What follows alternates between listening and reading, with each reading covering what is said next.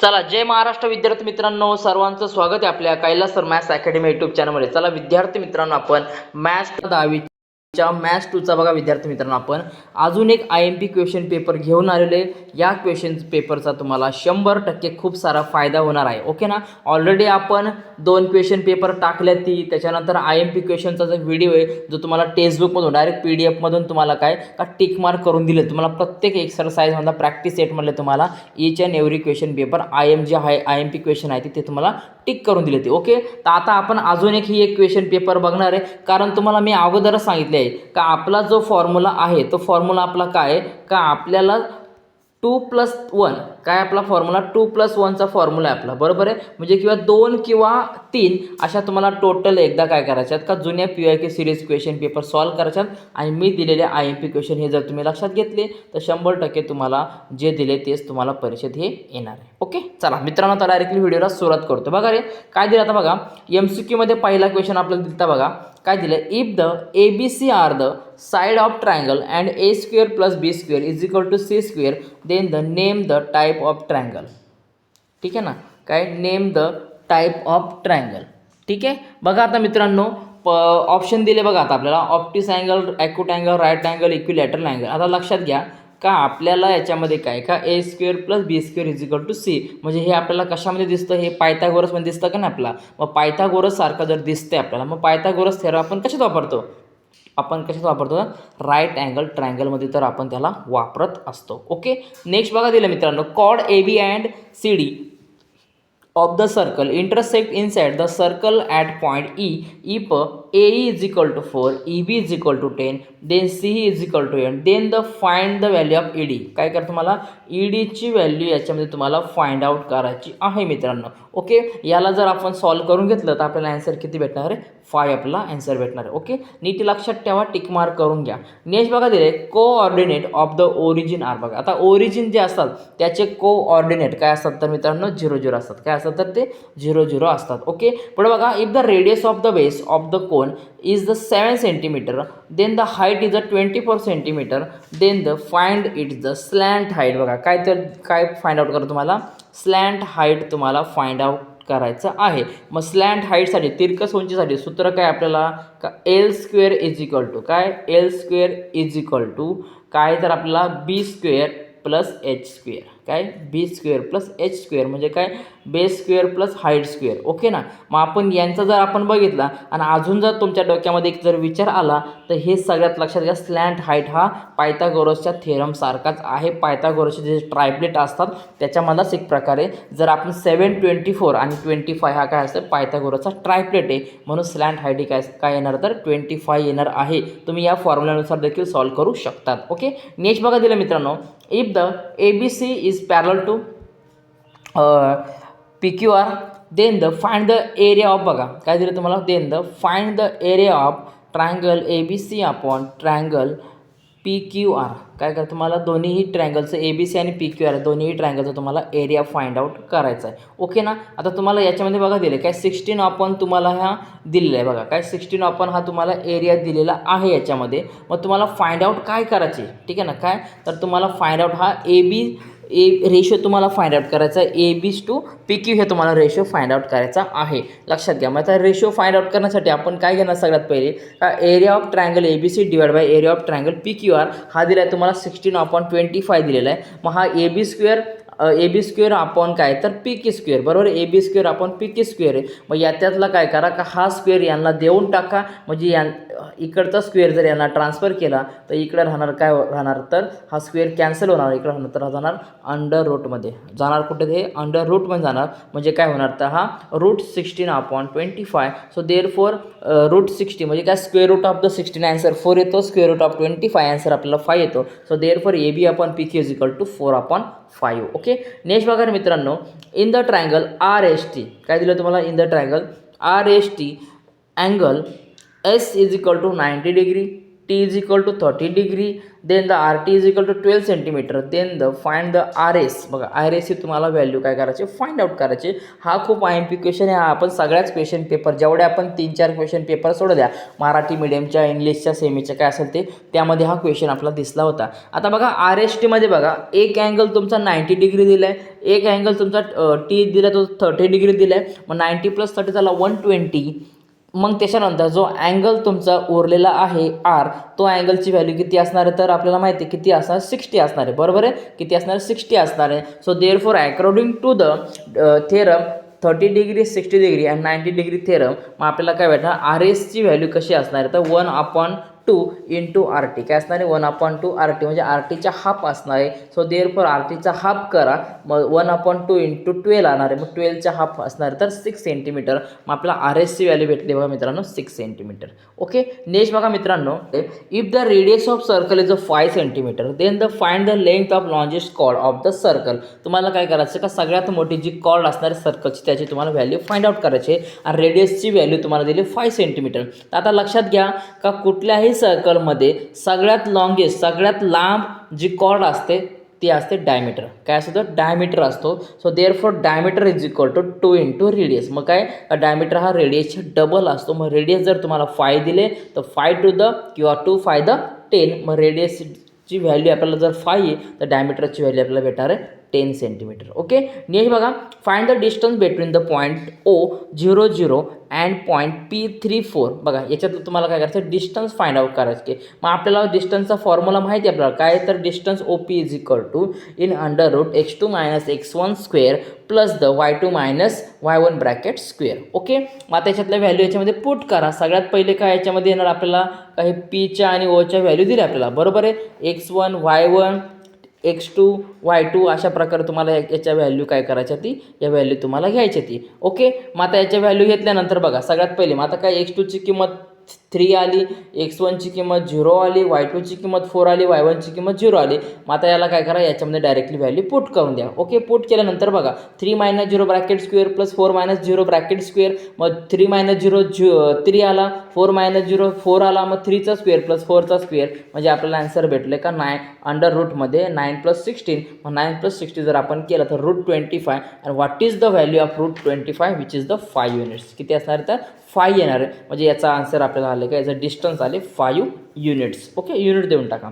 Then बघा मित्रांनो, complete the following activity तुम्हाला दिसते. IMP क्वेश्चन आहे अशा प्रकारचा बऱ्याचदा क्वेश्चन तुम्हाला आलेला आहे. मेजर आर्क MNची व्हॅल्यू फाइंड आउट करायची, मेजर आर्क MLN याची व्हॅल्यू तुम्हाला फाइंड आउट करायची. पहिलं बघा दिले, angle L is equal to 1/2 m in 1/2 m arc MN by काय दिले तुम्हाला का, बाय इन्स्क्रिप्ट अँगल थेरम. ठीक आहे ना, बघा काय InScript angle theorem.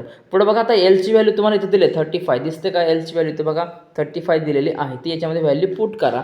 35 is equal to 1/2 m arc MN. ठीक आहे ना, बघा मग आता हा 2 इकडे डिवाइड आहे, इकडे गेलं काय होणार तर मल्टिप्लाय होणार. मग 35 × 2 झाला, इकडे उरला मेजर आर्क MN उरला. मग 35 टू 10 आला आपल्या आन्सर. MNची व्हॅल्यू आली 70. किती आली MNची व्हॅल्यू 70 आली. ओके, मग 70ची व्हॅल्यू म्हणजे काय, MNची व्हॅल्यू 70 आल्यानंतर बघा मित्रांनो पुढं तर तुम्हाला काय करायचं का, मेजर आर्क MLN याची व्हॅल्यू फाइंड आउट करायची. ठीक आहे ना, मग आता याची व्हॅल्यू फाइंड आउट करत असताना आपल्याला लक्षात घ्या का, definition of the measure of arc काय सांगतो तुम्हाला का, 360 मायनस मेजर आर्क MN. ठीक आहे ना, हा 360 उचलायचा, इथं द्यायचा. मग मेजर आर्क MNची व्हॅल्यू किती असणार आहे, 70 असणार. 360 - 70 असणार आहे का, मेजर आर्क MLNची व्हॅल्यू आली 290. किती आली 290. नेक्स्ट बघा मित्रांनो, show that the cot theta plus tan theta is equal to cosec theta into sec theta. Okay ना, दिलेले. मग आता LHS घ्या सगळ्यात पहिले काय का, cot theta plus tan theta. So therefore cot theta is equal to cos upon sine आणि tan theta is equal to sine upon cos. Okay, sine theta is equal to tan theta is equal to sine theta upon cos theta. Okay, value put केल्या याच्यामधला. Okay, मग याच्यानंतर आता आपल्याला काय भेटणार याच्यामध्ये का, सगळ्यात पहिले याच्यामध्ये काम करून घेतलं, याच्यामध्ये स्क्वेअरिंग करून घेतलं. काय केलं, त्याची स्क्वेअरिंग करून केलं bye using the formula. Okay ना, बघा मग इथं काय येणार तर लक्षात घ्या, कॉस स्क्वेअर थिटा काय केलं, कॉस स्क्वेअर थिटा. म्हणजे कॉस स्क्वेअर थिटा आणि इकडे साइन स्क्वेअर थिटा कसं येणार तर by using the cross multiply. इथं काय केलं, क्रॉस मल्टिप्लाय. ह्या cos into cos cos square आणि sine into sine square. Okay, पुढे बघा मित्रांनो, आता cos square plus sine square theta आपल्याला मग याची व्हॅल्यू 1 असते, बरोबर आहे. मग याची व्हॅल्यू तर 1 पुट केली आणि sine theta into cos theta, बरोबर आहे. मग पुढे बघा मित्रांनो, आता याला कन्सिडर कसं करणार आपण, 1/sin इंटू 1/cos दिलाय काय, हा 1/cos इथं लिहायचा. मग 1/sin थिटा म्हणजे काय असतं, कोसेक थिटा असतो आणि 1/cos थिटा म्हणजे काय असतं, सेक थिटा असतो. Okay, so therefore LHS is equal to RHS, so we can say that the cot theta plus tan theta is equal to cosec theta into sec theta. Okay, अशा प्रकारे proof होते. पुढे बघा मित्रांनो, find the surface area of the sphere of radius 7 centimetre. Then the बघा surface area of the sphere formula लक्षात ठेवा, याच्यावरती बऱ्याच क्वेश्चन पेपरमध्ये तुम्हाला एक्झाम्पल विचारले गेले. बघा काय दिलंय, 4πr² दिलाय.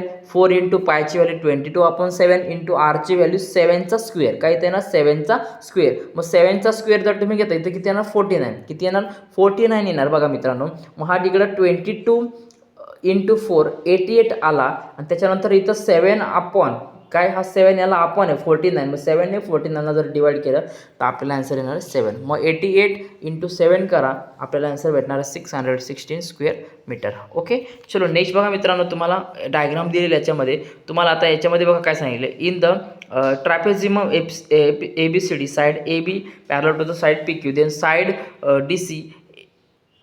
DC APPD is equal to 12 and QC is equal to 14. Then find the value of the BQ. BQ ची व्हॅल्यू तुम्हाला फाइंड आउट करायची आहे याच्यामध्ये. ओके ना, काय अडचण नाही. बघा मग आता सगळ्यात पहिले काम करा, AP अपॉन PD घ्या, नंतर BQ अपॉन QC घ्या. मग याची व्हॅल्यू पुट करा, 15/12 घेतला, बरोबर. BQची व्हॅल्यू आपल्याला फाइंड आउट करायची. मग काम करा, QC घ्या, QCची व्हॅल्यू दिली तुम्हाला 14 दिली. ओके, आता याला क्रॉस मल्टिप्लाय करा, 15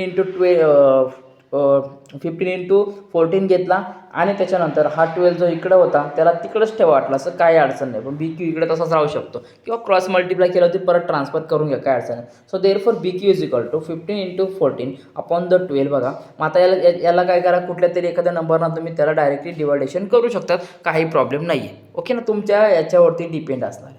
समजते का, ठीक आहे. चला मग आता याच्यामध्ये पुढे बघा मित्रांनो, जर याला आपण नीट कॅल्क्युलेशन करून घेतला तर आपल्याला आन्सर भेटणार आहे 17.5. किती भेटणार आहे, 17.5 युनिट्स आपल्याला BQ ची व्हॅल्यू भेटणार आहे. पुढे बघा मित्रांनो, find the length of the diagonal of the rectangle whose the length is 35 centimetre आणि ब्रेथ इज 12 सेंटीमीटर. तुम्हाला जो रेक्टँगल दिला असता त्या डायगोनलची तुम्हाला काय करायची, व्हॅल्यू फाइंड आउट करायची. तर लक्षात घ्या, आता तुम्हाला 35 दिलेलं आहे, 12 दिलेलं आहे. जर तुम्हाला पायथागोरसचं ट्रायप्लेट याच्यातलं जर तुम्हाला लक्षात असेल तर तुम्ही डायरेक्टली याचा आन्सर 37 देऊ शकतात. ओके, कसं बघा, by using the Pythagoras theorem AC² is equal to AB² plus BC². So therefore AC² is equal to AB². मग तुम्ही असा ट्रायंगल काढून घ्या अगोदर. ओके, ट्रायंगल काढल्यानंतर ABC याची नावं द्या आणि मग याच्यामध्ये व्हॅल्यू पुट करा. ओके, ABची व्हॅल्यू घ्या 35², BCची व्हॅल्यू घ्या 12². मग 35चा स्क्वेअर होतं 12 25. BC² म्हणजे काय, 12च्या स्क्वेअरची व्हॅल्यू तुम्हाला येणार 144. मग आता यांची काय करा, व्यवस्थित ॲडिशन करून घ्या. AC² इज इक्वल टू मग आपल्याला भेटणार आहे 1369 भेटणार आहे. मग हा स्क्वेअर आहे तर याला काम करा, रूटमध्ये टाका. मग स्क्वेअर रूट ऑफ द 1369 ची व्हॅल्यू आपल्याला येणार आहे AC is equal to 37 centimetre. Okay, पुढे बघा मित्रांनो, बघा डायग्राम दिली आपल्याला. In the given figure point GDE F are the point of the circle with the central C. बघा, then the angle ECF is equal to 70 degree. Then major arc DGF दिले तुम्हाला 200 degree. Then the major arc D is equal to, then find out the also major arc DEF. ठीक आहे ना. आता डीची value कशी find out करणार, बघा इथं दिले तुम्हाला. बघा मेजर आर्क बघा D plus major arc DGF plus major arc EF is equal to 360, बरोबर आहे. So therefore major arc DF is equal to, या दोघांची व्हॅल्यू पुट करा, 200 प्लस 70 पुट करा. सो देअरफॉर 270 याच्यामध्ये जर पुट केला आपण डायरेक्टली काय करा, याच्यामध्ये डायरेक्टली पुट करून टाका. म्हणजे हा किती होणार, तर 270 होणार, बरोबर आहे. मग या 360 मधून 270ला मायनस करा, आपल्याला व्हॅल्यू भेटणार आहे बघा 90 डिग्री. किती भेटणार आहे, 90 डिग्री. नेक्स्ट बघा मित्रांनो, DEFची व्हॅल्यू तुम्हाला फाइंड आउट करायची. मग DEFची व्हॅल्यू फाइंड आउट करताना काय करणार तुम्ही, मेजर आर्क DEF बरोबर काय घेणार आपण, तर major arc D plus major arc EF घेणार आहे. ओके ना. So therefore major arc DF is equal to 90 plus 70. So therefore major arc DEF is equal to 160 degree. Okay ना, नीट समजून घ्या. याच्यामध्ये सगळं दिलेलं आहे, तुम्ही लोड घ्यायची काही गरज नाही आहे. जे सांगते ते तुम्ही व्यवस्थित करून घ्या. आपण ऑलरेडी 2-3 क्वेश्चन पेपर टाकलेला आहेत आणि एक व्हिडिओ असा टाकला की त्याच्यामध्ये तुमच्या पुस्तकातील प्रत्येक प्रॅक्टिस सेटमधले तुम्हाला जे IMP क्वेश्चन आहे ते स्वतः मी टिक करून दिले ते करा आणि ह्या जुन्या क्वेश्चन पेपर रेफरन्सला ठेवा. आउट ऑफ मार्क मिळवल्याशिवाय राहणार नाही मित्रांनो. ठीक आहे ना. बघा, शो दॅट द पॉईंट बघा दिसतंय आपल्याला. ओके ना. बघा, ए दिला आहे -1, त्याच्यानंतर -1, बी दिला आहे बघा 0-1 आणि सी दिला आहे तुम्हाला 1-3. तर तुम्हाला काय करायचं मित्रांनो, याचे कोलिनियर आहे का नाही तुम्हाला ठरवायचे. आता हा एक्झाम्पल किती वेळा IMP किती वेळा आला होता हे आपण मागच्या ज्या जुन्या 3 क्वेश्चन पेपर सॉल्व केल्या त्या सगळ्या क्वेश्चन पेपरमध्ये हा मराठीला असो इंग्लिश असो सगळ्यामध्ये हा क्वेश्चन होता. याचा सोल्युशन देखील तुम्हाला मी दिलेलं आहे. जर तुम्हाला समजलं नसेल, जुना व्हिडिओ बघितला नसेल तो बघून घ्या, त्यामध्ये याचं मी सोल्युशन तुम्हाला टाकलेलं आहे. ओके, पुढे बघा रे पुढचा question. A person is standing at the distance 50 meters from the temple looking at its top. The angle of elevation of the 45 degree. Then find the height of the temple. काय करतो मला टेम्पलची height find out करायची बघा. So therefore tan θ is equal to AB upon BC. काय tan θ is equal to AB upon BC. So therefore tan θ किती value घेणार आपण 45 घेणार. बरोबर, किती घेणार 45 घेणार. So therefore AB upon BC. Okay, so therefore आता याची जी व्हॅल्यू तुम्हाला दिली याच्यामध्ये सगळ्यात पहिले लक्षात घ्या काय AB अपॉन BC. व BCची व्हॅल्यू डायरेक्ट याच्यामध्ये काय करा 50 पुट करून टाका. मग आपल्याला लक्षात घ्या याच्यामध्ये tan 45ची व्हॅल्यू किती येते 1 येते. किती येते 1 येते. मग हा 50 इकडे डिवाइड इकडे गेलं काय मल्टिप्लाय होणार 51 द 50. सो देअरफॉर याची हाईट आली 50 मीटर. ओके, चलो नेक्स्ट बघा. Complete the following activity. तुम्हाला दिलेली ॲक्टिव्हिटी पूर्ण करायची आहे. ठीक आहे ना. दिसते तुम्हाला बायसेक्टर. ओके, चला बघा आता मित्रांनो याच्यामध्ये बघा आता सगळ्यात पहिले दिलेलं का in triangle PMQ ray MX is the bisector of the angle PMQ. Then बघा मित्रांनो MP upon MQ then the PX upon XQ that is the theorem of angle bisect. काय angle bisect MP upon MQ दिसतंय तुम्हाला बघा. Okay, ठीक आहे. तर लक्षात घ्या याच्यामध्ये हा तुम्हाला काय करायचे पूर्ण थेरम आपल्याला लक्षात असणं गरजेचं आहे. पण बघा similarly in the triangle PMR ray MY is the bisector of the PMR using the theorem of the angle bisector. So therefore MP upon MR then the PY upon YR. Okay, next बघा मित्रांनो याच्यामध्ये आता but आपल्याला काय सांगितलं याच्यामध्ये का MP upon MQ is equal to MP upon MR equation 3 as the M is a mid point of the QR. So therefore MQ is equal to MR. So therefore PX upon XQ PY upon YR काय असणार आहे PY upon YR असणार आहे value. ठीक आहे ना. So therefore आपण म्हणू शकतो XY is parallel to the QR. So converse of basic proportionality theorem.